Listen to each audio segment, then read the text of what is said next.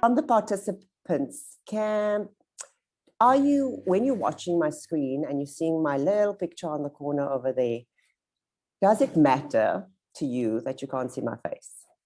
And you can just pop into the chat whether it matters. Do you think it matters? Are you interested in seeing my face?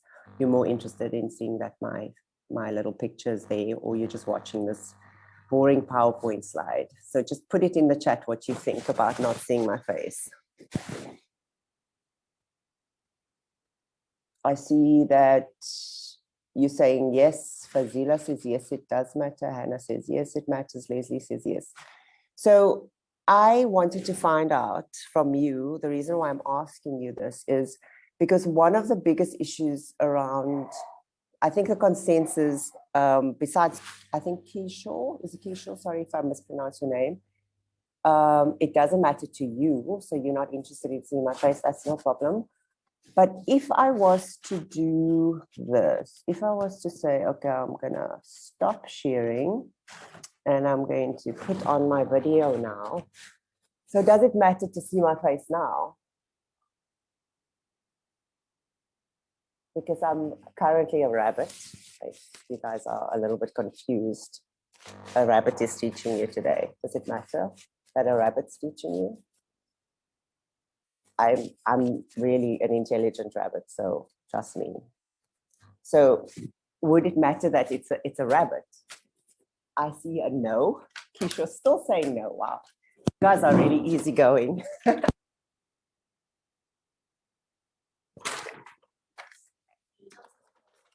Sorry. So what I'm trying to get, I'm getting to the point that when you are online and you see my face, when I'm trying to teach you something, one of the biggest issues that we find our educators are going through is the inability to want to show their face. Now, why do you think that is? And I mean, anyone can answer. You don't have to actually type in the screen if you're brave enough to answer me. Why do you think it's very uncomfortable to look into this little lens and show your face? Leslie, I'm so glad you want to see my face. Thank you. I mean, goodness, my ego's been crushed by the rest of you. Why do you think so? Elsa says, is it Elsa? You said it's more personal. Ibrahim says it's vulnerable. Fiona says, I don't like seeing my face when I'm talking to you. That's so true. You really don't like seeing your own face. So that's why I make my face very small in the corner over there. And I just look at this like little lens camera. So I'm like sort of blocking myself because cringe.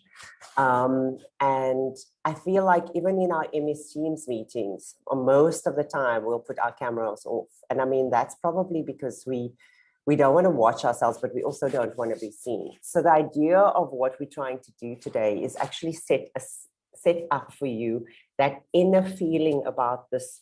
What does it mean when you're actually looking in a lens? Why do you feel on the spotlight? Why do you feel that you can normally talk and lecture in a face-to-face setting, or you can talk on a Teams meeting, but as soon as you know you're being recorded, or that there's a lens on you, or you have to watch yourself speak, there's a level of like embarrassment. I'm not perfect. I'm going to be sounding really weird, or look at my nose, look at my eyes, listen to my voice. Oh my goodness, I have the worst voice. Because in my head, my voice sounds way better than online.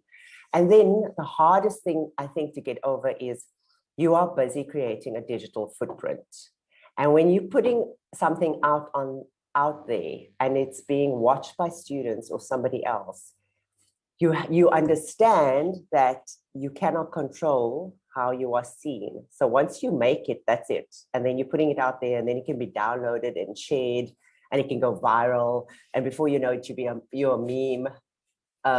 This is probably the worst thing to say to you right now. But what I'm trying to get to you to sort of discuss with you here is the fact that there is so many fears and understanding and knowledge and context and noise that's happening in your head when you're recording.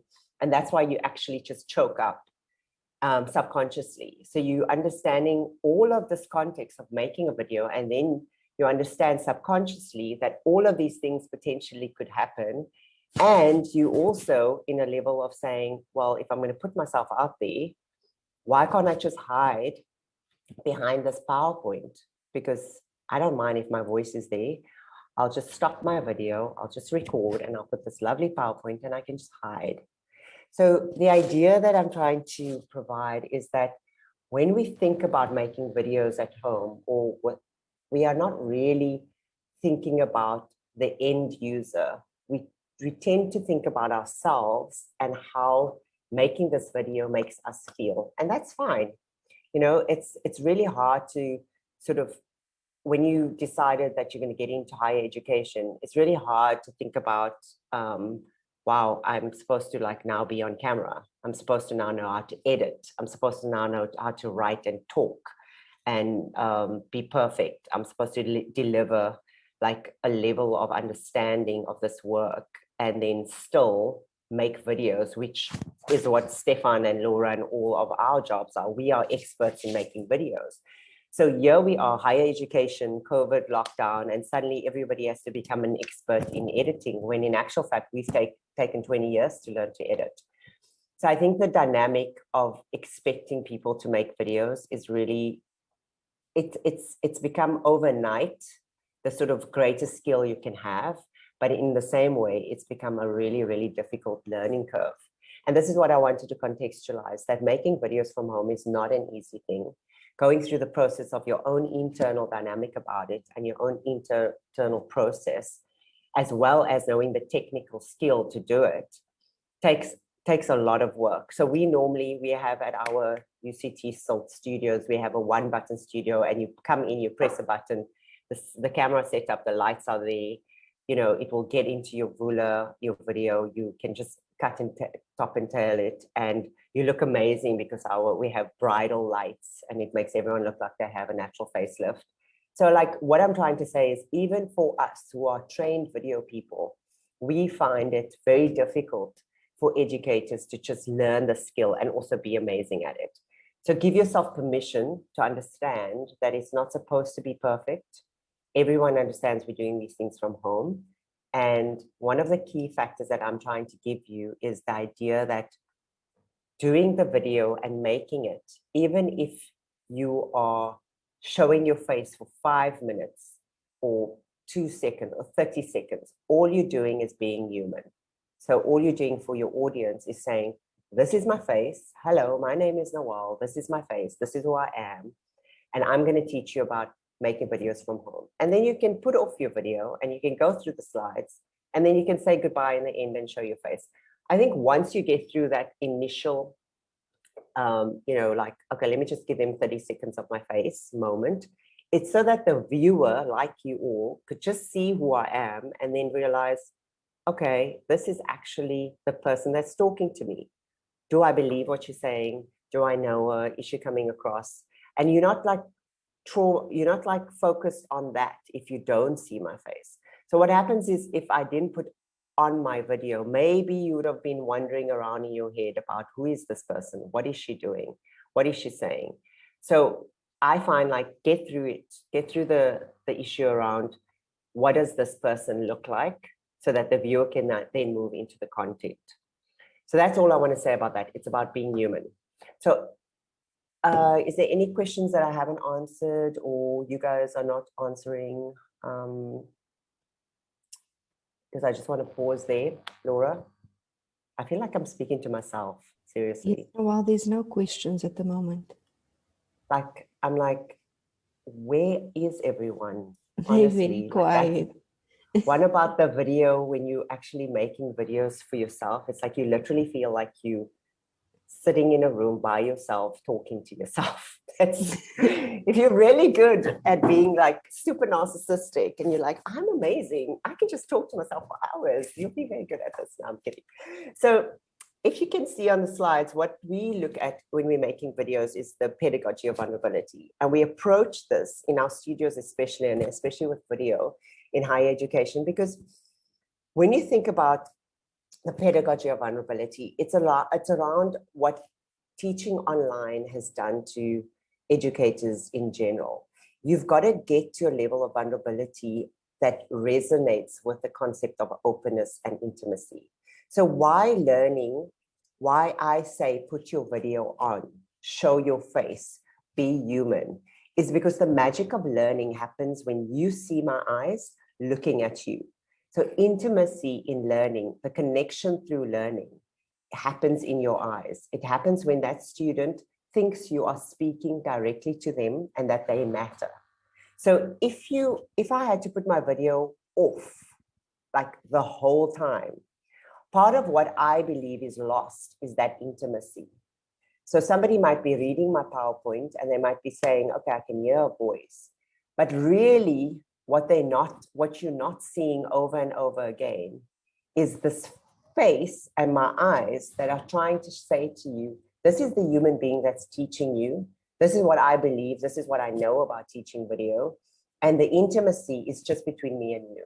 It doesn't matter that I'm speaking to 50 people or 1,000 people or 1,000,000 people. When you're watching me, you believe I'm speaking just to you.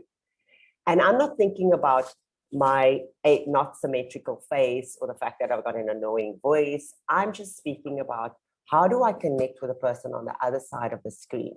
And how do I make them believe that if I was standing in front of the class and I was in a lecture theater, that I really care about what I'm teaching them and I really want them to understand what I'm teaching them, and I'm really trying to connect beyond my own trauma about what I look like and who I am and my digital footprint. I'm really just here to learn and co-create new knowledge and also open up myself and be vulnerable and be intimate.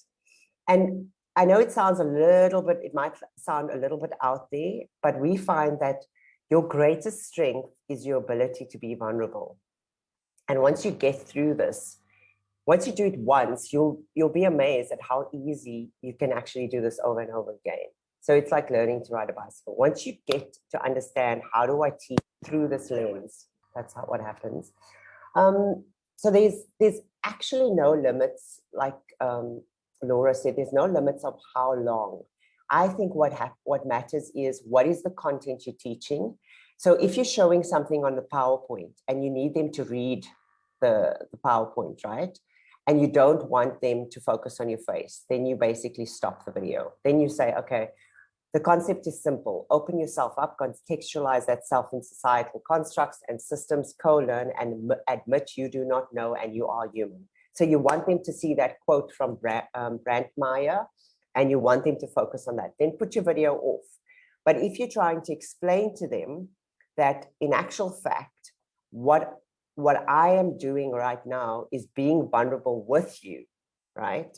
And I'm trying to explain to you that putting my own face on this video and opening up, then you focus on your face and then you speak to them. So any explanatory things that takes them away from zoning out on the PowerPoint and you actually want to talk to them about the content or the context of what you're saying on the PowerPoint, then come back to your face.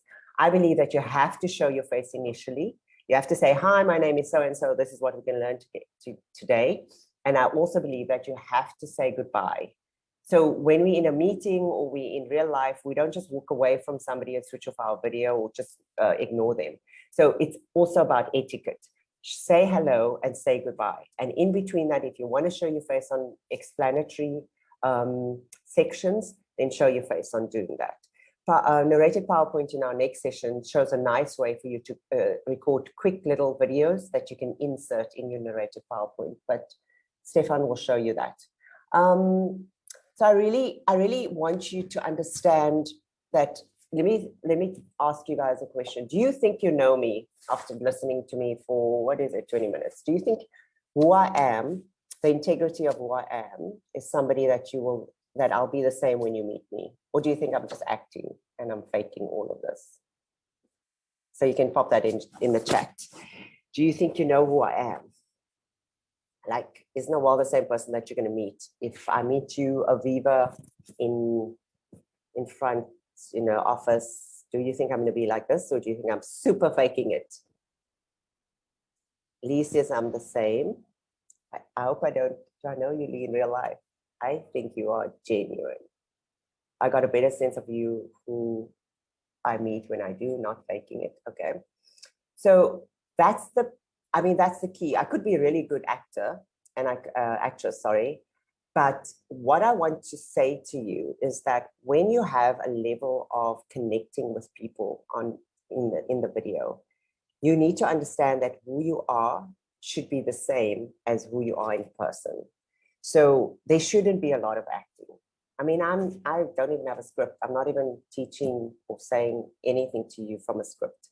I'm just talking because a lot of you understand the content that you want to teach. And you don't have to read a script. You have to sort of have points on the screen, and then you're going to be like, okay, I'm talking about this. But students or anyone watching you will feel more connected to the learning if they feel like you're not reading a script or you're not being a robot. They're just listening to you. They're just interacting with you. So they feel like, okay, I'm listening to somebody speak. And when we speak, we don't speak perfectly. Wow, Nasheen. Hi. I didn't even know you in the room. This is Nasheen. She knows me. It's so nice to see you again. I can't believe you're on this video. You don't need to learn how to beep. Yes, I do. Nasheen's put a video on. Can we all give her applause? Because I'm like, where's all the video people? Yeah. No, I know the feeling of talking to a black void. I've had it to me as well, so I know it's not so nice. Thanks, Noel. I just wanted to ask oh, hi, Mary. Some familiar faces. Hi, Mary. Yeah, Mary's always great. Regarding scripts, I have to prepare for an asynchronous module. And I was doing some like search on how to prepare videos, and there were a lot of like recommendations on a pre-written script. Personally, I do better when I'm not the script kind of person. Like I do better because to transfer the knowledge that I want to, I'm better at the moment. Yeah, it's called ad-libbing. It's called what? Ad-libbing, where you can read a note, you can just see a note and you can say, oh, I can talk around this point because I know it, right? So when you are a script person, you're basically unable to remember and retain things because you're overcome by the trauma of actually having to teach online. What we normally say is put off your video not put off your video, try to minimize your video when you're doing that. But ad-libbing is much better. It's what I'm currently doing now. I have my screen. I have my slides in the corner. I know what I'm talking about in this video. I know what I'm supposed to go through, but I'm actually just talking to those points. So what I do is I glance at them at the side. So I say, okay, I've dealt with pedagogy of vulnerability. I'm now going to talk about your equipment at home. So for me, one of the best ways of transferring the knowledge is if you take it in your own words, which is what you're doing, right? You prefer not to read a script on a screen. And then so that's okay if I'm not. That's actually better. I don't like to, sorry, I don't know why this keeps on coming here. So in terms of the process, I feel like what students are trying to gauge from you is, do you actually understand what you're teaching? And when you're reading that script, what I also suggest to people is if you're going to write the script and you really need the script, you should read it a couple of times so that you're not sounding like you're reading it. And it's very hard to record yourself, read a script, and also look into the camera. Because if you see where I'm reading, my eyes are down there. But if I'm looking into the camera, my eyes lift up and I'm connecting with you. So why I say try not to use a script unless you're in a teleprompter situation in our studio is because your eye line goes, and unless your video is off, you're actually going to disconnect yourself from the student. So we advise that you do what you are currently doing. You say, I have a few notes, like you're doing in class with a PowerPoint presentation. I have a few notes, I'll follow my PowerPoint, but I'm going to talk around the content. And it's a way that you become more human in that. And then students feel like they're having a more authentic experience because Nasheen doesn't sound like she's currently just regurgitating something she actually doesn't know and she has to read. So as educators, it's really, really important for us to give our students the idea that we understand the knowledge and we don't need to relay that understanding in a perfect way. So all the script does is give you a crutch. Say, for instance, it's like things that are a quote, or it's things that are calculation, or things that are really difficult to retain, like stats. I would say, read it off the PowerPoint, write it up on the PowerPoint, but then speak around it. Yeah, thank you, Nosheen. I think you must really go with what you are and what you're comfortable with, because that gets picked up a lot. One of our biggest feedback is that students complain that they're not feeling the connection like they do in class. So keep your video on as long as you can, but where appropriate. Is there any other questions, Stefan? Do you want to take over the next section? Yes, I can. I'll give it a few seconds for questions. Okay, you can share your screen. Okay. And then I'm going to put off my video. I've got a question. Yeah. Are there situations in which one ought to switch off the video of your face, of yourself? Yes, there's definitely situations, calculations, like any calculations or anything where you want your students to focus on intensely on the content. Right. We find math, science, even performance, Programming. anything that where they feel like they're going to be distracted from your beautiful face, switch it off. Yeah. So it's not a hard and fast rule for everything. It's literally, what are you teaching and when do you need to see your face? So when they are watching you in front of a classroom, you'll find that sometimes they'll focus on your face in a classroom and then sometimes they focus on the PowerPoint. So in video, you need to give them that option as well. You can't just hide away behind your PowerPoint. Okay, Steph, my child is definitely Harry Potter in training. Go ahead, Right. Steph. So we'll speak a little bit more about when your face should be on and things, and it relates to what's on the screen, like Noel said. So in tomorrow's session, we will be talking about file sizes and the resolution.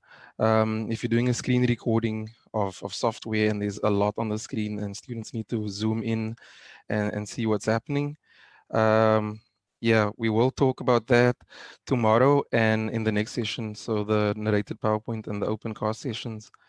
Sorry, Steph, I think it's not tomorrow, but we will. Oh, sorry. In the sessions to come. I should have said in the sessions to come. To beginners. So it's not tomorrow, it's next week. But we advise you to please come to those sessions because it's a continuation of this one. Yeah. And we'll have a little bit more time to answer your questions and demonstrate while we answer them as well.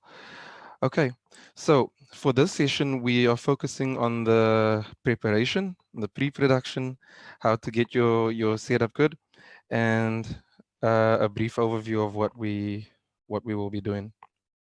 Okay, so your equipment, right? After you've convinced yourself to be human on your videos, you want to engage with your students or viewers, you need to then get the physical technical recording aspects right, and that is your equipment, right? So it's how you capture the light and how you capture the audio. All right, so over here I've got a headset up on, and we actually recommend using a headset over the built-in microphone that you've got on your laptop or computer, because the headset is closer to your mouth and doesn't pick up as much external noise, and you get a cleaner sound and you can move. Right? When you use the built-in microphone, you type and you click, and everything that's on your table, all those sounds are picked up on the recording, and you can stop that by simply using a headset, right? And then you've also got a lapel mic which you can use. You can purchase a lapel mic for better sound. Now I can demonstrate that, which I will do a little bit later, but I just want to get into the lighting as well, and then I'll do some demonstrations of the differences of sound, and then you can hear what that is. All right, so for lighting, I'll go on to this next page now.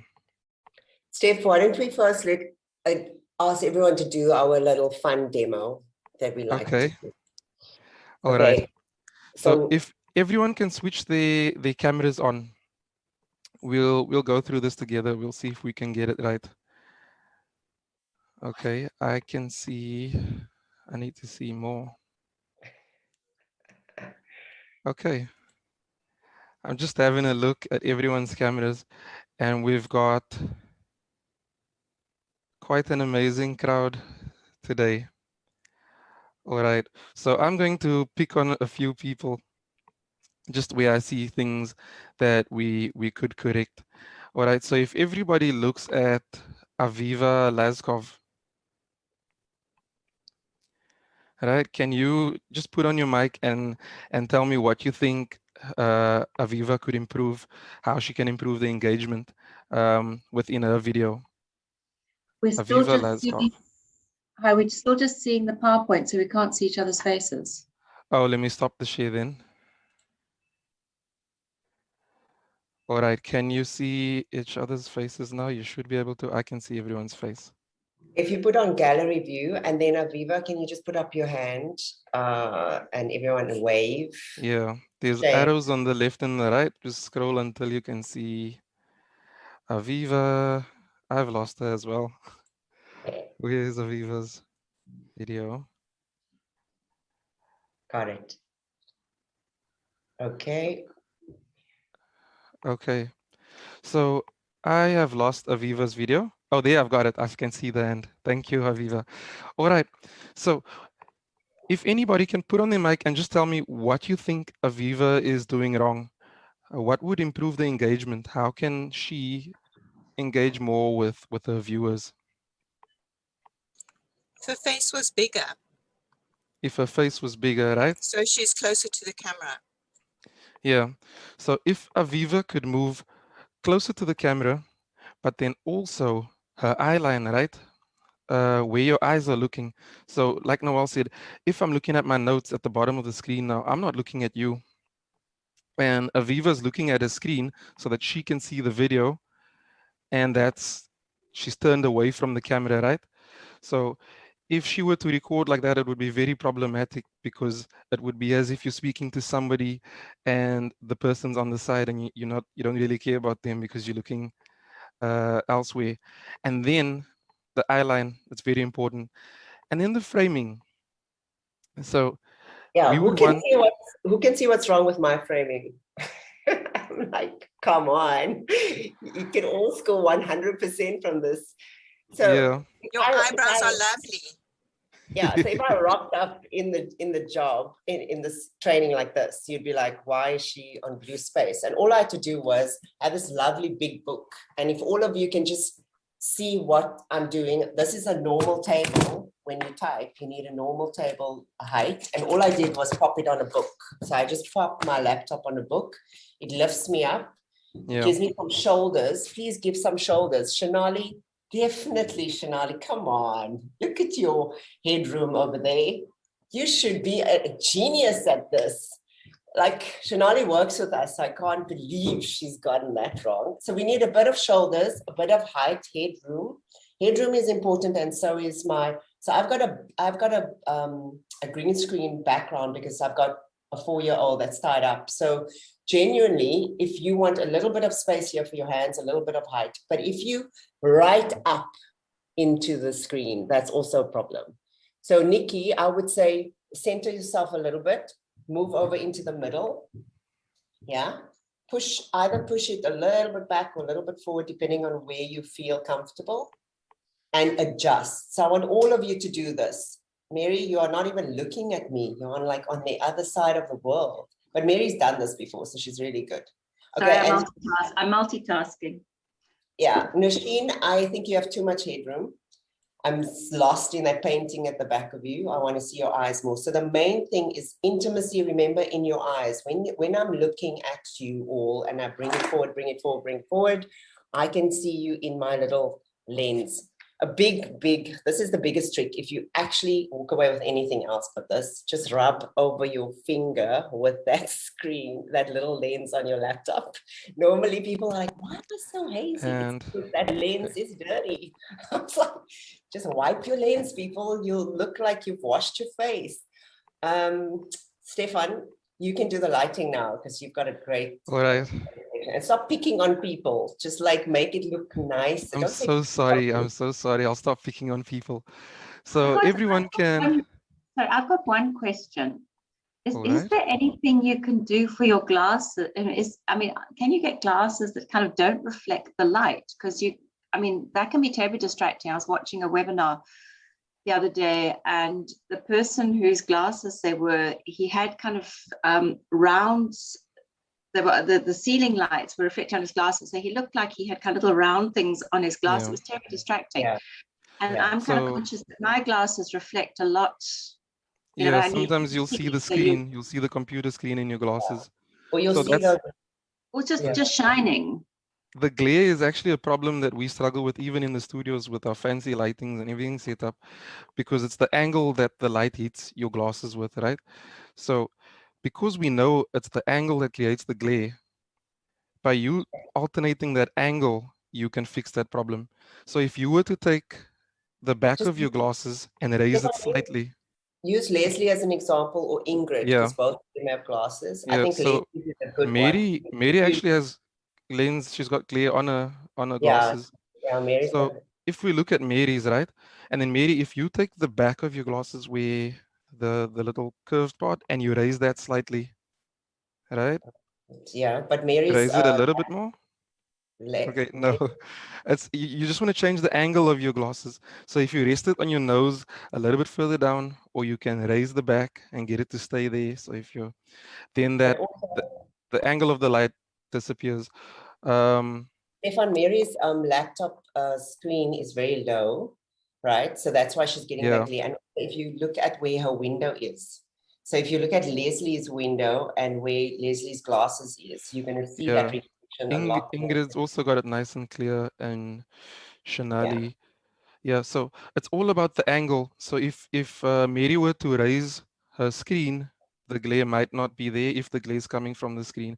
If you have And the from the ability to move the light, move it out to the side or anything like that, then it would be good. And then also the trick that or not trick, but the protocol that I'm about to show you, when you move your camera around to maximize the light, it might also take care of that issue, because the light coming in from the window might be more than the glare. So it will still make it clear. All right. So if everybody looks back at my face, right? You can switch your cameras off now. I'll demonstrate lighting and how we're going to try and get the best out of our space, which Shanali's is got a my room. question. All right. Shanali's got a question first. Go for it, Shanali. Oh, sure, but sorry, I didn't mean to unmute myself. I meant to mute myself, turn my camera off. But Steph, it's more of an like an observation. I wear multifocals and I spend a lot of time in webinars. Multifocals are new. It's very painful that I'm wearing multifocals. But if you are somebody who wears multifocals and you are spending a lot of time in webinars, do not adjust your spectacles on your face. Change your lighting, change whatever else you have to do, but do not change where your spectacles sit, because you will give yourself the worst headache. Yeah. So like for people who wear glasses, especially multifocal users, do not change this. They're set for certain distances and depths. Change your lighting. Just do that rather. Thanks, Steph. Thanks, Shanali. Yeah, change your lighting, change the angles. Most important to remember with glare is the angles. All right.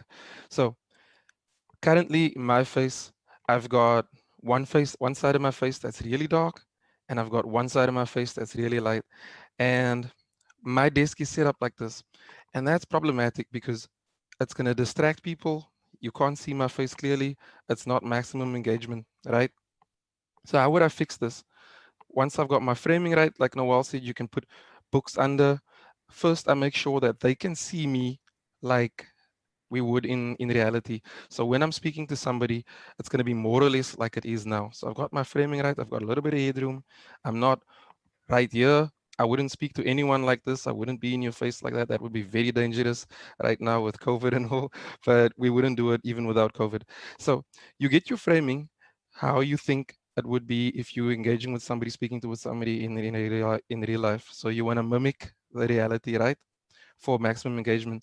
But the light also needs to be important. So what I am going to show you now is how I will move around within my room to maximize the light. So if I should have recorded like this, you'll see that the light behind me is too bright and my face is too dark. This is bad lighting. You probably can't see what's happening on my face. But to get the lighting right, which will also take care of a lot of the glare issues, is I'll turn around the other way. So I've got the window behind me, right? And I can set my desk up like this. Now, I also won't recommend The you, window's in front of you, Steph. Are you sure the I mean, window's? the window's behind the laptop. So the Yeah. window's in front of me, but behind the webcam, behind the laptop, right? So I'm turning around, the window's there. You don't want your camera to face the light, right? So it's okay now, but it's still, my edges around my face don't look good. It's really bright. It's a lot of contrast that can hurt people's eyes. So you turn around and I've got perfect lighting. You can see all of my face. You can see the detail on my face. If I speak directly into the webcam, this is what you would see if I'm speaking to you in reality. So turn to be away from, turn your back of the camera or the back of your laptop to the window so that you get perfect lighting then. And that would also take care of the glare that you see because you've got light coming in from different angles. And if it doesn't, change the angles. All right. Steph, So, if you can just yeah. look at everyone's lighting at the moment, because I think some of them don't have natural light and they have actual light in their room. So that's also just focus on the light in your room and then go behind it. Yeah. So you focus on the light in your room. So Kenneth Raphael has a similar problem to me, right? He's got one side, but it's better. So Kenneth can pass. That can pass as effective communication because I can still see all the detail on his face. The light isn't very bright like it is with me, right? There isn't this divide. So Kenneth is all right. And then if we look at Leslie's also good. The light's coming in from one side, but I can still see her entire face. And then we've got I think if yeah. your setup at home, some people's setup is really set up for their work life. But when you're recording video, you need to think about, I'm going to record this video for the next hour or 15 minutes or 30 minutes. Change your furniture, move your desk, move your That's the point that I'm getting to. Your environment, right? So distraction doesn't only happen on your face, it happens with what's behind you as well. So Noelle has this green screen effect that she likes to record with. And we will also show you how to do that, how to make those green screen recordings where the background is cut out to minimize distractions. We will show you how to do that, how to record like that as well in the sessions to come.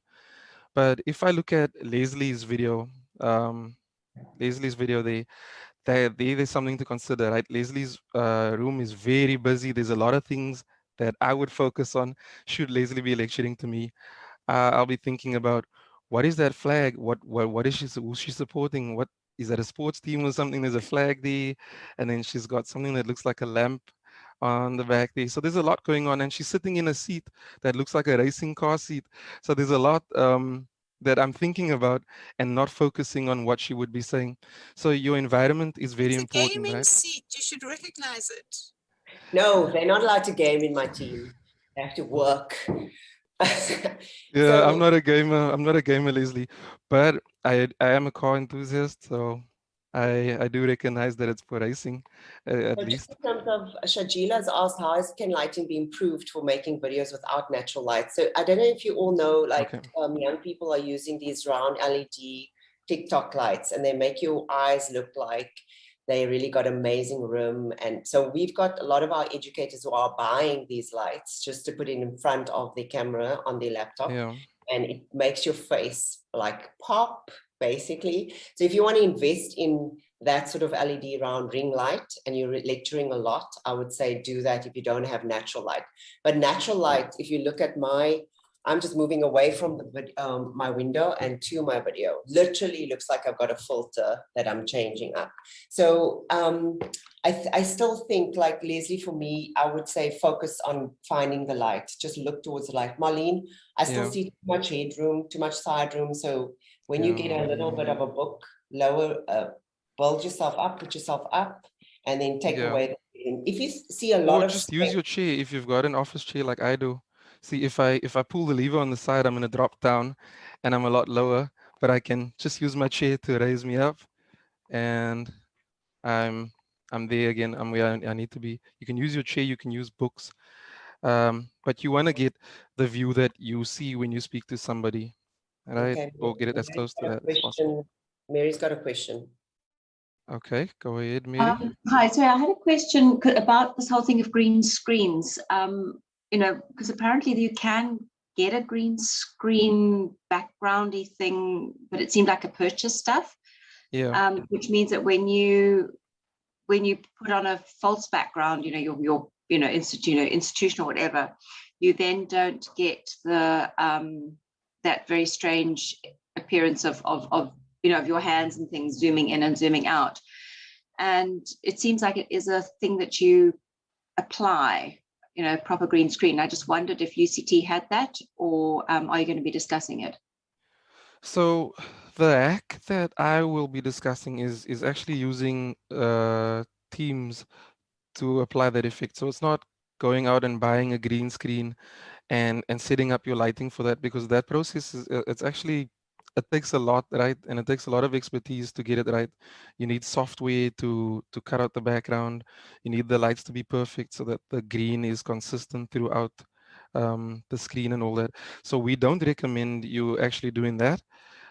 If it's something you need and you want the green screen to be perfect, then use a studio. So we usually do that in studio, but I don't know if we have access and if we can record people yet. But the hack that I will be showing you in the sessions to come is actually using Teams, and how you would record Teams with only yourself in there, right? And then you've got that effect where you can control your background and you don't have to go like Leslie wouldn't have to go and take a flag down and move the little lamp on the side and all of that. So yeah, it's simple hacks that everybody can use with what they have right now. Um, yeah, so I hope that answers your question, Mary. Okay. All right. So we've covered the light, we've covered our framing. I just want to get onto audio because your audio is just as important as the picture, right? I don't know if you've watched a movie or you've watched a lecture, and the audio, you just can't make out what's being said. It loses you, right? Or if the video's dubbed and the mouth's moving but the audio isn't synced up, all of those issues, it makes you, well, it makes me not want to watch, and many other people. So you think the quality of this presentation is poor.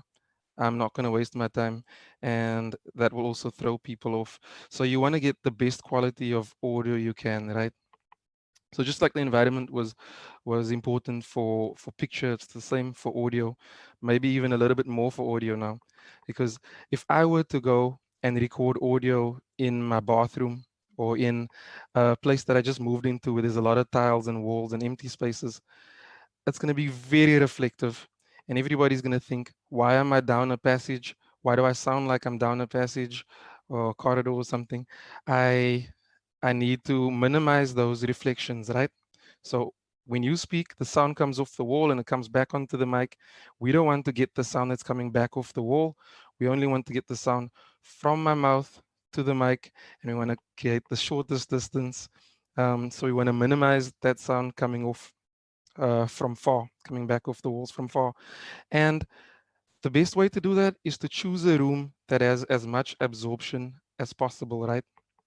So I choose to have these meetings and make my recordings in my bedroom because I've got a nice thick curtain, light absorber curtain to my right.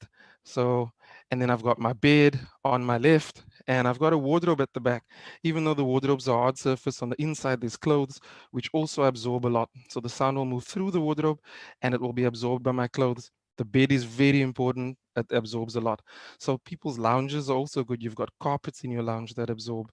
You've got couches that absorb. You've got a bookshelf that absorbs.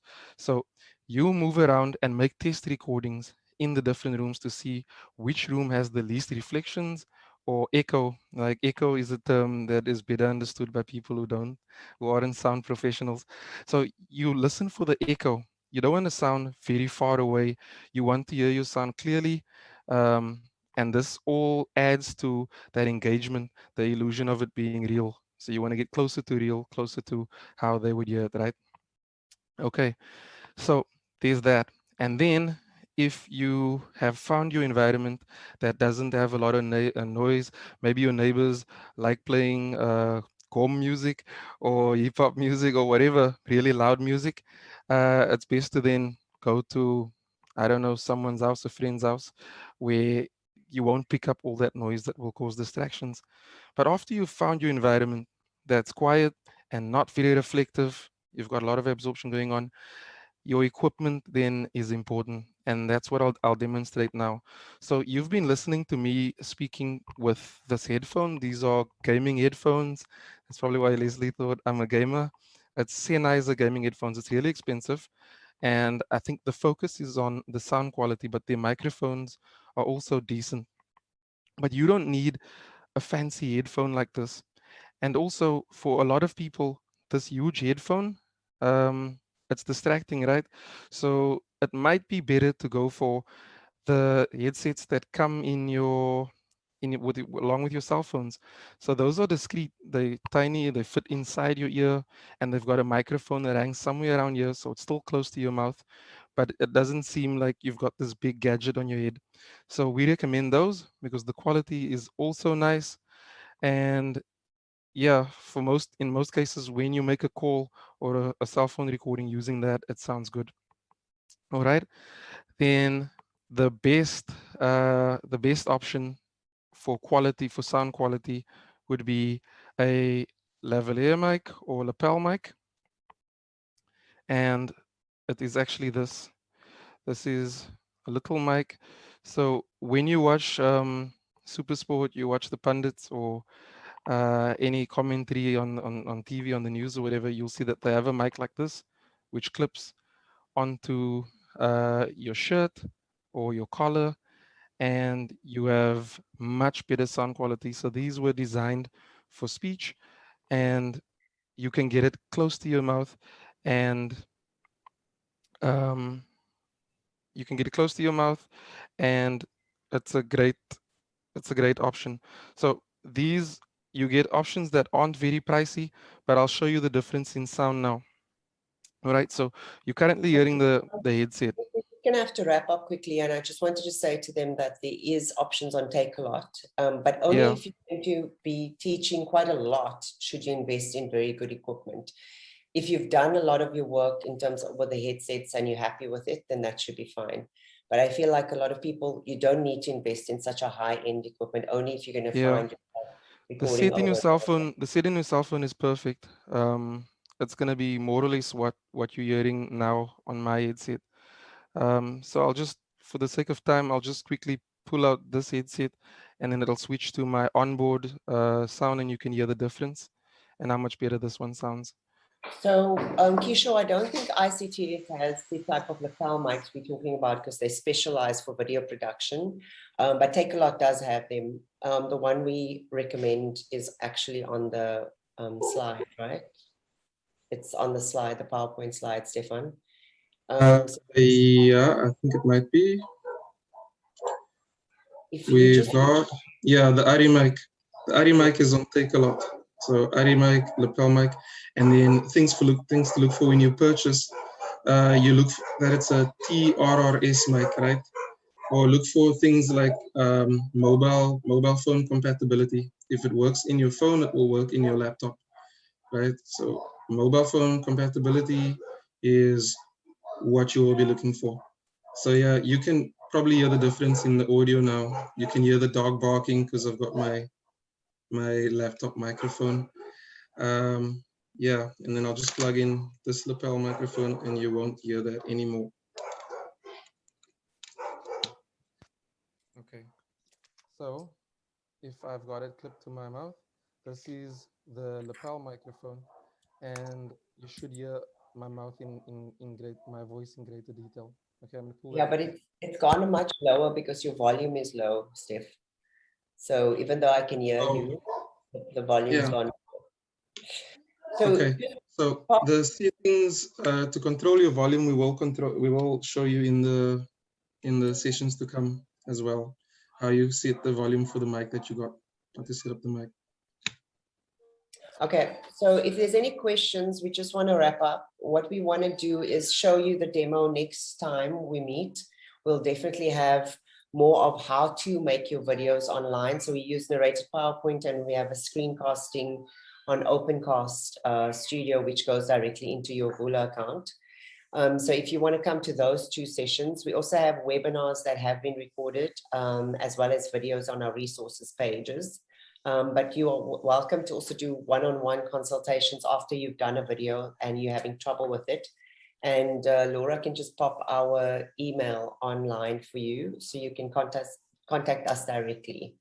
But yeah, I mean, the main thing about this was try to think about the fact that when you make videos, you are still the same person that walks into that classroom. And those videos are also not set in stone. So you can always update your videos, change it, you know, delete it, but just try and make sure that you want to have students connect with who you are. So that's our biggest takeaway message. Just show your face, be vulnerable, be human. Thank you, everyone.